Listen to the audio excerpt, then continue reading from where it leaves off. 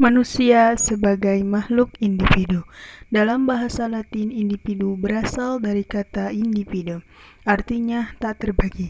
Dalam bahasa Inggris, individu berasal dari kata in dan divided.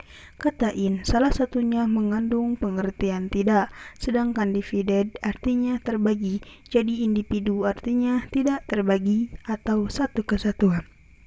Namun individu bukan berarti manusia sebagai satu keseluruhan yang tak dapat dibagi, melainkan sebagai kesatuan yang terbatas, yaitu sebagai manusia perseorangan. Individu adalah manusia yang memiliki kesatuan yang terbatas, yaitu sebagai manusia perseorangan atau seorang diri yang memiliki keunikan. Setiap manusia memiliki keunikan atau ciri khas tersendiri. Tidak ada manusia yang persis sama. Dari sekian banyak manusia, ternyata masing-masing memiliki keunikan tersendiri. Sekalipun orang itu terlahir secara kembar, mereka tidak ada yang memiliki ciri fisik dan psikis yang sama. Setiap manusia memiliki ciri khas yang berbeda, baik itu ciri fisik maupun ciri psikisnya. Tidak mungkin seorang manusia memiliki ciri khas yang sama persis dengan orang lain. Bahkan seorang yang dikatakan kembar identik pun pasti memiliki ciri khas yang berbeda.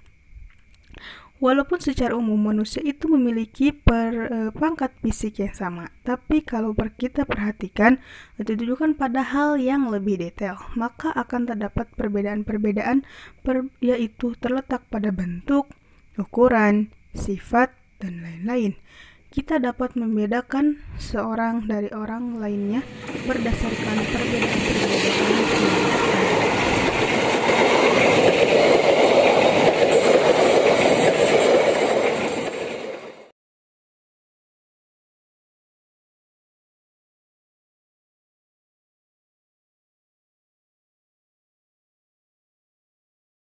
Manusia sebagai makhluk sosial. Manusia saat dilahirkan seorang diri, tetapi manusia akhirnya harus bermasyarakat. Manusia tidak sama seperti makhluk lainnya, misalnya saja hewan. Hewan tidak membutuhkan pertolongan hewan lainnya untuk dapat hidup. Sejak hewan masih kecil, ia sudah dapat mencari makannya sendiri. Ia sudah dapat berjalan sendiri dan pergi kemanapun. Karena hewan dibekali naluri kehewanan dan alat-alat fisik yang dapat menunjang kemandiriannya untuk dapat mematuhi kebutuhannya sendiri. Tetapi manusia tidak demikian. Saat manusia baru dilahirkan, ia tidak dapat melakukan aktivitasnya seorang diri. Ia tidak dapat langsung berjalan sendiri dan mencari makanannya sendiri. Harus ada peran orang lain yang membantunya beraktivitas dan mencari makanan untuknya. Manusia tidak dibekali dengan alat-alat fisik seperti seseorang, tetapi manusia dibekali pikiran dan akal yang jauh lebih sempurna seperti para pedagang. Para pedagang juga membutuhkan orang lain untuk mencarikan bahan dagangannya, misalnya saja petani, nelayan, atau peternak. Semuanya saling membutuhkan dan saling bergantungan satu dengan yang lainnya. Maka seorang tentu tidak bisa melaksanakan aktivitasnya secara total hanya seorang diri, melainkan membutuhkan tenaga orang lain. Sebagai anggota masyarakat, setiap orang akan mengenal orang lain, dan oleh karena itu perilaku manusia selalu berkaitan dengan orang lain.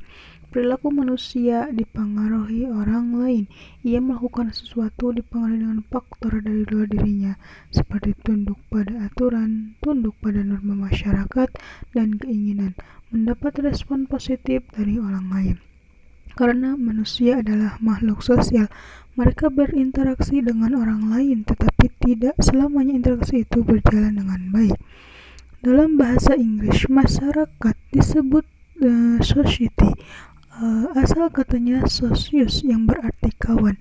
Adapun kata masyarakat berasal dari bahasa Arab yaitu syirik, artinya bergaul. Adanya saling bergaul ini tentu karena ada bentuk-bentuk aturan hidup yang bukan disebabkan oleh manusia sebagai perseorangan, melainkan oleh unsur-unsur kekuatan lain dalam lingkungan sosial yang merupakan kesatuan.